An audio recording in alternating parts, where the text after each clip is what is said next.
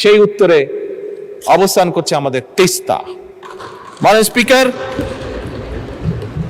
জাতীয় অগ্রাধিকার ভিত্তিতে ইনশাল্লাহ এই সরকার যে কোনো মূল্যে তিস্তা ব্যারেজ মহাপরিকল্পনা বাস্তবায়ন করবে।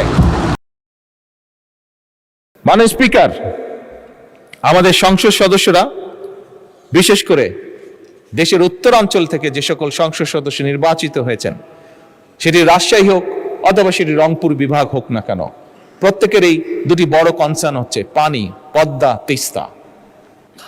মাননীয় স্পিকার, বিএনপি সরকার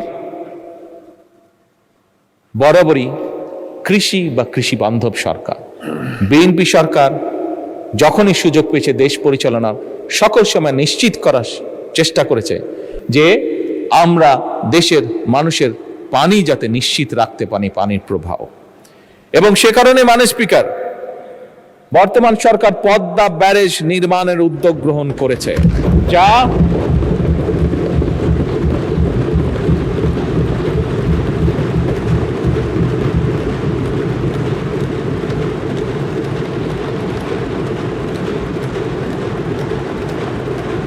এই ব্যারেজ নির্মাণের মাধ্যমে বর্ষা মৌসুমে যে অতিরিক্ত পানি আমাদের কাছে আসে, সেই পানিটিকে আমরা ধরে রাখবো, যাতে করে শুষ্ক মৌসুম এবং বছরের বাকি সময়টা আমরা কৃষক সহ সকলের কাছে পানি সরবরাহ করতে পারি।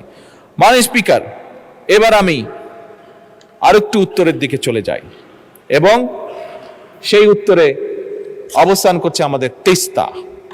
মাননীয় স্পিকার, জাতীয় অগ্রাধিকার ভিত্তিতে ইনশাল্লাহ এই সরকার যে কোনো মূল্যে তিস্তা ব্যারেজ মহাপরিকল্পনা বাস্তবায়ন করবে।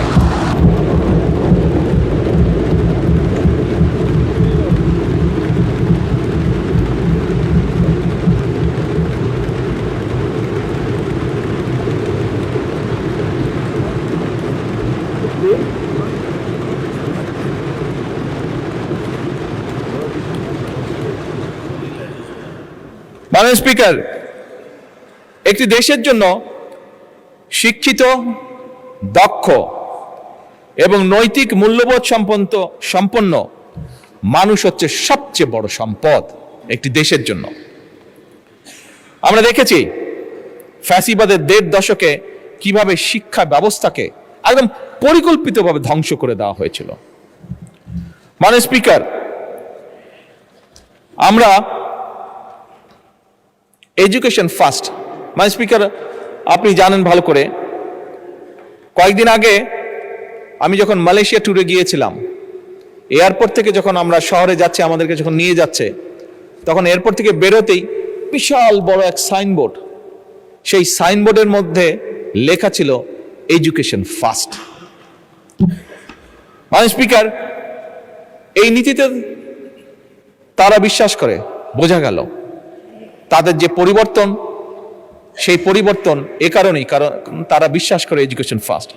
মাননীয় স্পিকার, আমি এবং আমরা সমগ্র জাতি আমরা বিশ্বাস করতে চাই এডুকেশন ফার্স্ট নীতি বাস্তবায়নে।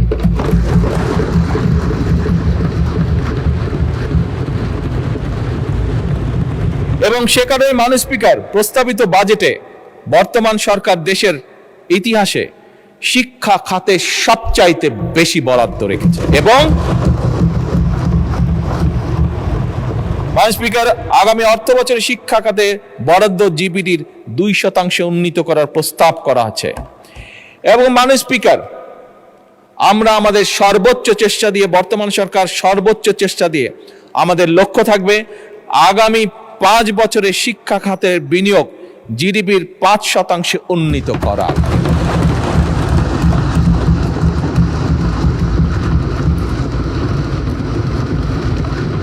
মাননীয় স্পিকার, আপনি আপনার পরিবার, আপনার সমাজ ব্যবস্থা, আমরা আমাদের পরিবার সমাজ ব্যবস্থায় প্রায় দেখি আমাদের আত্মীয় স্বজন পরিবারের অনেক ইয়াং সদস্য সার্টিফিকেট নিয়ে এসেছে, কিন্তু এই সার্টিফিকেট নিয়ে মাসের পর মাস, বছরের পর বছর সে কর্মসংস্থানের জন্য ঘুরে বেড়াচ্ছে, কিন্তু বেচারা একটি কর্মসংস্থানের ব্যবস্থা করতে পারছে না। মানে স্পিকার, আমরা এই সার্টিফিকেট সিস্টেম, হ্যাঁ সার্টিফিকেট অবশ্যই থাকবে, কিন্তু এই সার্টিফিকেটে নির্ভর যে শিক্ষা সিস্টেম, এটির আমরা পরিবর্তন করতে চাই মাননীয় স্পিকার। এবং এই পরিবর্তনের মাধ্যমে মাননীয় স্পিকার, আমরা কারিগরি শিক্ষার মাধ্যমে একটি কর্মমুখী শিক্ষা ব্যবস্থা গড়ে তুলতে চাই, যেখানে একজন তরুণ, একজন যুবক শুধু সার্টিফিকেটের উপরে নির্ভরশীল থাকবে না, বরং তার এমন কোয়ালিটি থাকবে যেটার মাধ্যমে সে নিজে কনফিডেন্ট থাকবে যে শুধু সার্টিফিকেট আছে এটাই তার ভরসা হবে না, তার নিজের যোগ্যতা, তার নিজের কোয়ালিফিকেশনের উপরে তার নির্ভরতা থাকবে, তার আত্মবিশ্বাস থাকবে এবং সে নিজের পায়ে জীবনে উঠে দাঁড়াতে পারবে। এবং সে কারণে মাননীয় স্পিকার, আমরা ক্লাস 6 থেকে পর্যায়ক্রমিকভাবে কারিগরি শিক্ষা, বাংলা এবং ইংরেজির পাশাপাশি তৃতীয় ভাষা শিক্ষা আমরা ইন্ট্রোডিউস করতে চাই। মাননীয় স্পিকার, আমার চায়না সফরে আমি সেই দেশের সরকারকে বলেছি যে আমরা চাই, কারণ স্বাভাবিকভাবে তাদের অর্থনীতির পরিধি বাড়ছে এবং তাদের প্রয়োজন হচ্ছে, এখন তাদের দেশে অনেকগুলো বিজনেস সাবজেক্ট আছে যেখানে তাদের মানুষরা আজ কাজ করে না, কারণ তাদের লাইফ স্ট্যান্ডার্ড বেড়ে গিয়েছে। তাদের বিদেশ থেকে আস্তে আস্তে এমন পরিস্থিতি আছে যে মধ্যপ্রাচ্যের মতন তারাও বিদেশ থেকে মানুষ নিতে চাইছে, যে সেই কাজগুলো তারা করবে। এবং মাননীয় স্পিকার, আমি যখন তাদেরকে এ কারণেই তাদেরকে যখন বলেছি যে আমরা চাই আমাদের ছেলে মেয়েদেরকে ম্যান্ডারিন ল্যাঙ্গুয়েজ শেখাতে, তারা অত্যন্ত খুশি হচ্ছে এবং তারা বলেছে তারা তাদের ল্যাঙ্গুয়েজ তারা এখানে শিখাবে। মাননীয় স্পিকার, আমি যা দেখে এসেছি, আমার সফরে আমি যা দেখে এসেছি, যে আমরা যদি আমাদের সন্তানদেরকে তৃতীয় ভাষা হিসেবে কয়েকটি ভাষার মধ্যে যদি, যেহেতু আসলে আমি মাত্র চায়না থেকে এসেছি সেই জন্যই ম্যান্ডারিনের কথাটি বলেছি, এই ভাষা আমরা শিখাতে পারি, আমি ব্যক্তিগতভাবে দৃঢ়ভাবে বিশ্বাস করি আমাদের প্রজন্মের বহু মানুষকে আমরা সুন্দর একটি ভবিষ্যৎ তৈরি করে দিতে সক্ষম হব মাননীয় স্পিকার। একই সাথে মাননীয় স্পিকার, শুধু ম্যান্ডারিন না, এর বাইরে জাপানিজ আছে, এর বাইরে আমরা ফ্রেঞ্চ আছে, জার্মান আছে, অ্যারাবিক আছে, এই ভাষাগুলো আমরা ইন্ট্রোডিউস করতে চাইছি মাননীয় স্পিকার থার্ড ল্যাঙ্গুয়েজ হিসাবে। এর বাইরে মাননীয় স্পিকার, ক্রীড়া ও শিক্ষা সংস্কৃতির বিকাশ, আনন্দময় প্রযুক্তি নির্ভর শিক্ষা, one teacher one tab, multimedia classroom, বিনামূল্যে ওয়াইফাই, এই সকল কিছু, একই সাথে প্রাইমারি স্কুলে বাচ্চাদের জন্য স্কুল ড্রেস, এই সবগুলো বিষয় আমরা পর্যায়ক্রমিকভাবে আমাদের শিক্ষা ব্যবস্থাকে, আমাদের শিক্ষার্থীদেরকে, আমাদের ভবিষ্যৎ প্রজন্মদেরকে শক্তিশালীভাবে, দৃঢ়ভাবে, কনফিডেন্টভাবে গড়ে তোলার জন্য এই বাজেটে আমরা এই পদক্ষেপগুলো রেখেছি, যা আমরা পর্যায়ক্রমিকভাবে ধীরে ধীরে বাস্তবায়ন করব ইনশাআল্লাহ।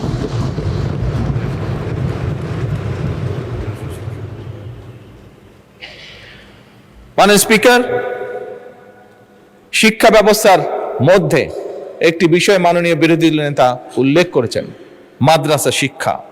মাননীয় স্পিকার, আমরা মাদ্রাসা শিক্ষার বাইরে যে রেগুলার শিক্ষা আছে সেটিকে যেভাবে গুরুত্ব সহকারে পর্যায়ক্রমিকভাবে পরিকল্পনার মধ্যে সাজিয়ে সামনে এগিয়ে নিতে যাচ্ছি, একইভাবে মাননীয় স্পিকার, মাদ্রাসা শিক্ষার ব্যাপারেও একইভাবে আমরা তাদেরকে সেই পরিকল্পনা নিয়ে ভিতরে নিয়ে এসে আমরা একইভাবে সেটিকেও তুলে নিয়ে যেতে চাইছি, যাতে একজন সন্তান সে মাদ্রাসায় পড়েছে বলেই যে সে শুধু একটি বিষয়ে পারদর্শী হবে তা না। একটি জেনারেল শিক্ষা ব্যবস্থার ছাত্র বা ছাত্রী যেভাবে পারদর্শী অন্যান্য বিষয়, মাদ্রাসা শিক্ষা যে সকল ছাত্র বা ছাত্রী থাকবে তারাও একইভাবে সমভাবে সেই সকল বিষয়ে পারদর্শী হবে। এই পরিকল্পনা নিয়ে মাননীয় স্পিকার আমরা এগোচ্ছি।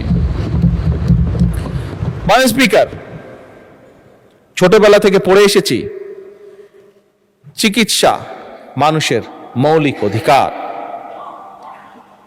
মাননীয় স্পিকার, এই কথাটি আমি, আমার সহকর্মীবৃন্দ, আমার অর্থমন্ত্রী, আমরা এই কথাটি দৃঢ়ভাবে মনে প্রাণে বিশ্বাস করি এবং বিশ্বাস করি বলেই মাননীয় স্পিকার, এবার বাজেটে সরকার এই চিকিৎসা সেবার উপরে সর্বোচ্চ গুরুত্ব দিয়েছে এবং সর্বোচ্চ বাজেট আমরা অ্যালোকেট করেছি মাননীয় স্পিকার। মাননীয় স্পিকার, এই প্রস্তাবিত যে বাজেট, এই বাজেটে জিডিপির 1.2% প্রস্তাব করেছে এইবার, কিন্তু ঠিক একইভাবে মাননীয় স্পিকার, আগামী 5 বছরে শিক্ষায় যেরকম আমরা জিডিপির 5% বরাদ্দ করতে চাই পর্যায়ক্রমিকভাবে ধীরে ধীরে, একই সাথে আমরা মাননীয় স্পিকার স্বাস্থ্য সেবাতেও আমরা জিডিপির বরাদ্দের 5% পরিকল্পিতভাবে উন্নীত করতে চাই আগামী 5 বছরে। মাননীয় স্পিকার, স্বাস্থ্যেরই বড় অস্বাস্থ্যকর অবস্থা। মাননীয় বিরোধী দলীয় নেতা একটু আগে ওনার বক্তব্যে বলেছেন, আমি ওনার সাথে 101% একমত। এবং সে কারণে মাননীয় স্পিকার, আমরা একটা স্বাস্থ্য ব্যবস্থা গড়ে তুলতে চাই, যেই স্বাস্থ্য ব্যবস্থায় আমরা সহজেই প্রত্যেকটা নাগরিকের মিনিমাম স্বাস্থ্য ব্যবস্থা নিশ্চিত করতে পারি। এই একটি স্বাস্থ্য ব্যবস্থা করে তুলতে চাই। আমরা জানি গতকালকে এই পার্লামেন্টে আলোচনা হয়েছে যে আমাদের জনগণ বিরাট সংখ্যক changeTV.press এক ফোঁটা হলুদও নেই।